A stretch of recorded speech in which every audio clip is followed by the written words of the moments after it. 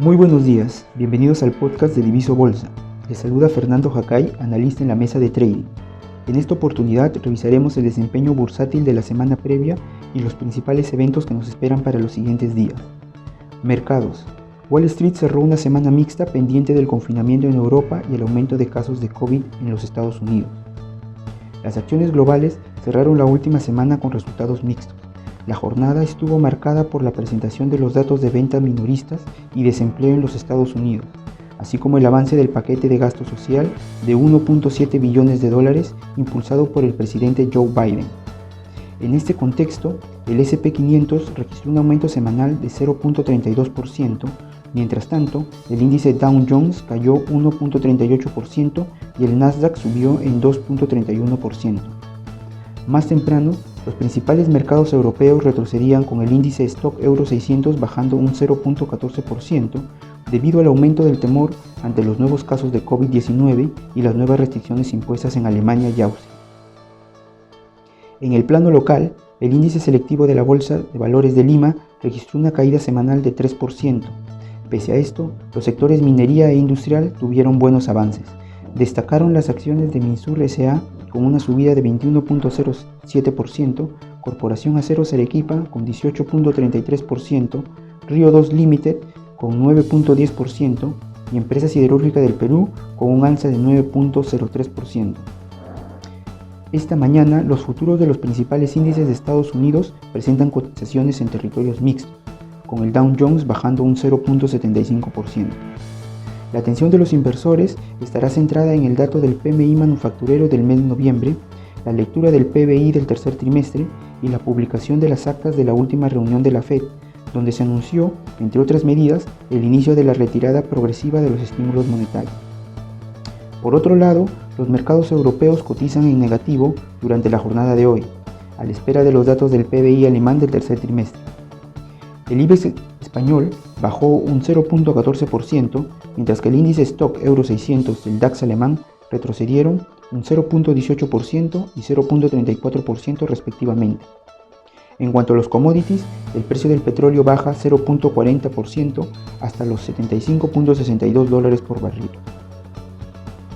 En el plano local, los inversionistas seguirán de cerca las nuevas tensiones entre el Ejecutivo y el Congreso, luego que el último domingo la ministra Mirta Vázquez anunciara el cierre de 4 operaciones mineras en Ayacucho.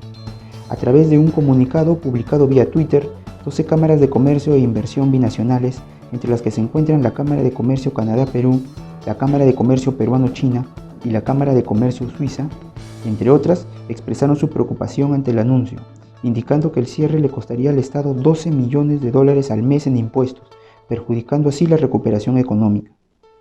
Al cierre de la sesión del viernes, el tipo de cambio se depreció un 0.32% y llegó a 4.009 soles, ante la intervención del BCR que colocó swaps cambiarios por 80 millones de soles. Economía. Fueron publicados importantes datos económicos de Estados Unidos y Europa.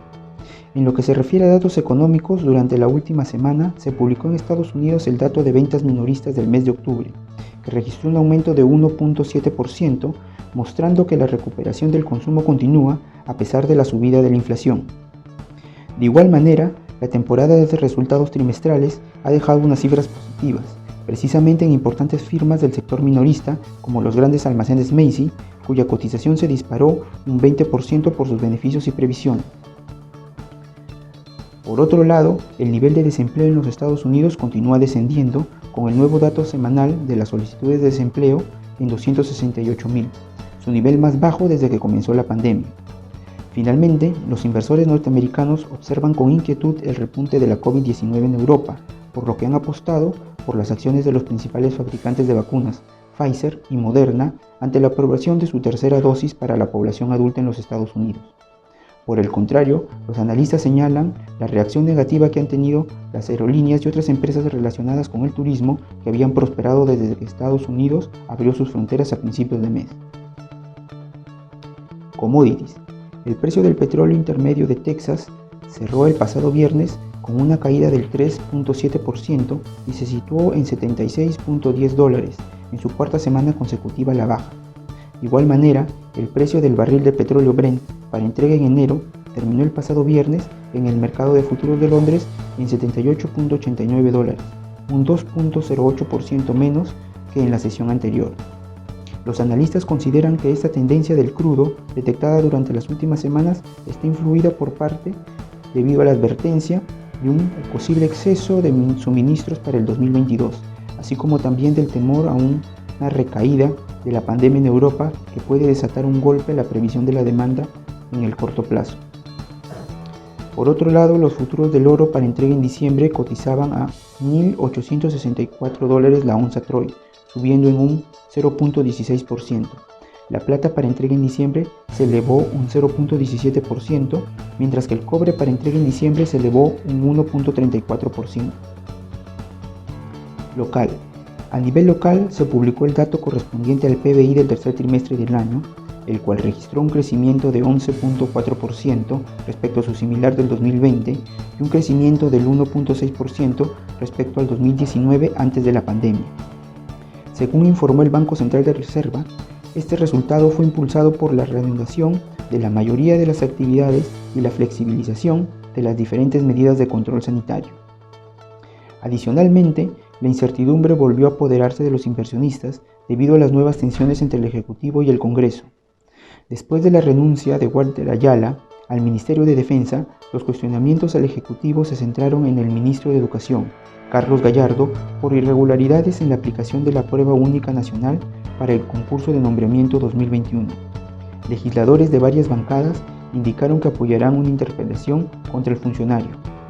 De otro lado, la congresista Patricia Chirinos de Avanza País pidió el último jueves en el Pleno del Parlamento firmas para una moción de vacancia contra el presidente Pedro Castillo.